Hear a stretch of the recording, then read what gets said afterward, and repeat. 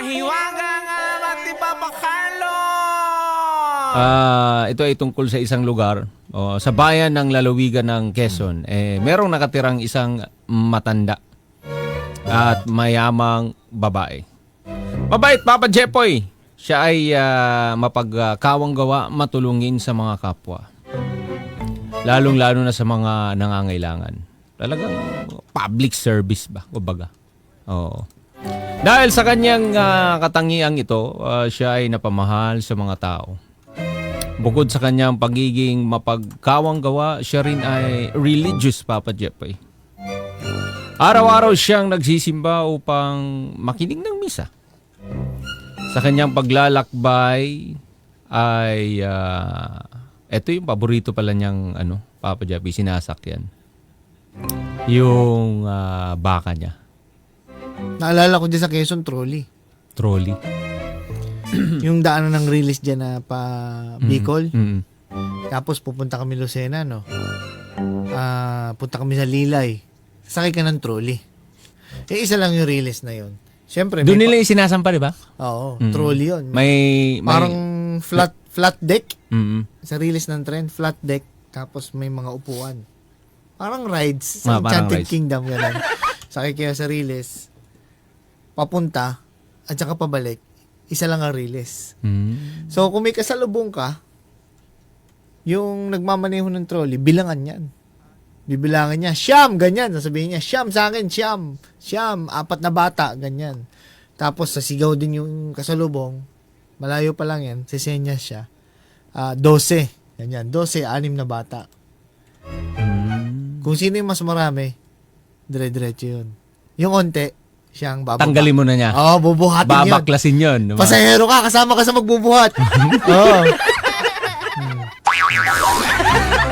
Ganon.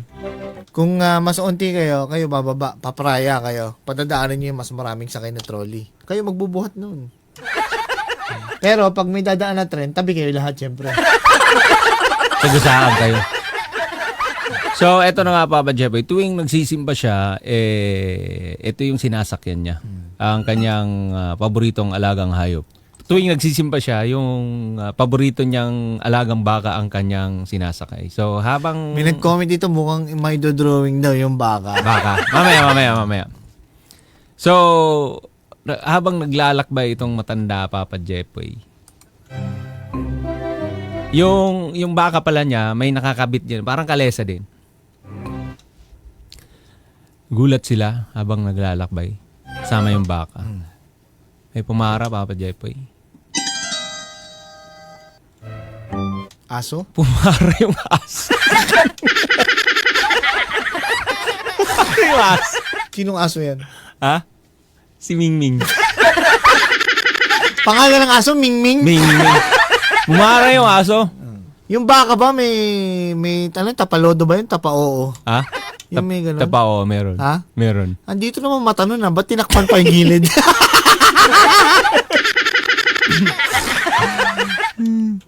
Ano nangyari? Pumara yung aso.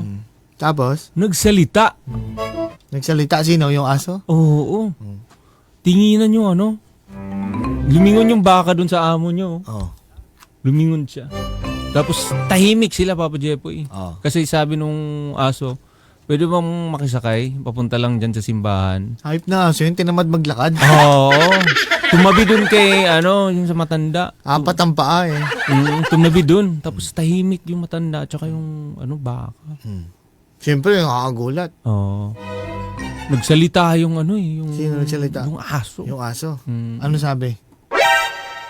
Pwede bang pakibaba na lang ako dun sa may simbahan? Nanginig yung matanda. Nanginig. Nanginig siya. Kasi syempre, yung hayop nagsalita. Ngayon, pumara. Pumara yung aso. Kinabahan ulit yung matanda. Bumaba na yung aso. Bumaba yung aso. Bumaba yung aso. Tapos? Nagsalita Sino nagsalita? Ha? Yung aso? Nagsalita yung aso. Ano sabi? Para dito na lang ako. Tumalon bigla. Sino tumalon? Yung aso? Ha? Yung baka. Gulo Ano daw lahi ng aso? Ha? Ano daw lahi ng Persian.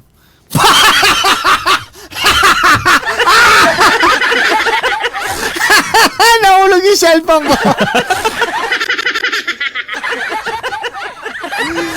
Persian. Persian. Aso. Oo. Ang pangalan, Mingming. Mingming. Persian. Ah. Nagsasalita. Nagsasalita.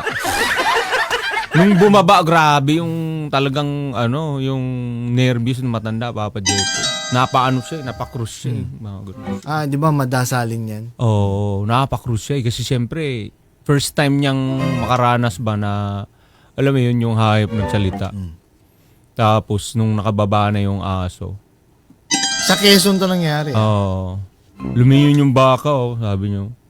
Lumingon siya. Lumingon yung baka doon sa amo niya. Grabe yung aso, no, kinabahan din ako doon, nagsalita. Nung ako mausap dito, ha? Nakakapikon to, hindi ko maintindihan eh, ha? Ha? Sasapakin ko yan. Sabi ng ba? Sabi ng baka. Pinagsasalita. Grabe yung aso. Sabi ng baka, grabe first time kong makaranas. Sayop, nagsasalita. Lalo na pa ganun yung matanda. Itong matanda, Papa Jepoy, tuwing nakikita ng mga tao, nagbubulungan sila at para bang bumabati sila. Si Tia, si Tia kasi ang binansagan nila to, yung Tia. Kumbaga Tia ng bayan dahil sa kanyang pagiging matulungin. So everyday dumadaan doon, yung mga tao binabati siya ng mga tao, Papa Jepoy. Si Tia. At nasasanay yung mga tao na nakikita siyang sakay yung baka everyday. At papuntang simbahan. At tuwing maririnig nila ang ingay ng baka, alam na nila. Dumarating na itong si Tia. Ito ang pangalang ibinansag nila sa butihing babae bilang respeto. At lumipas ang mga taon, Papa Jepoy, patuloy pa rin si Tia sa kanyang pagdulong sa mga nangangailangan. At dahil dito, yung mga tao, kasi wala pang pangalan yung lugar nila, ipinangalan sa kanya. Kay? Tia. Kala ko doon sa Persian. At di kalaunan, Tiaong ang tawag sa lugar na yon. Dahil doon sa matandang matulungin. Tia, tapos yung Ong, ang kanilang bayan, ang Tia ay mula sa tawag nila, matandang babae, at ang Ong naman ay mula sa huni ng bakang sinasakyan niya. Tia Ong. At dito na nagmula ang alamat ng bayan ng Chaong sa probinsya ng Quezon. Oo nga, no? Yung sabi ng baka. Oo nga. Diba? May umihi kasi doon eh. May umihi. Oo. May umihi. Pag-ihi, sabi ng pabo, nandun si Tia. Oo. Dumaan si Tia. Oo. Kasama yung baka. Nagsalita yung baka. Nagsalita yung baka? Oo nga. Oo nga. Sumagot yung kambing. Oo. Meh. Meh.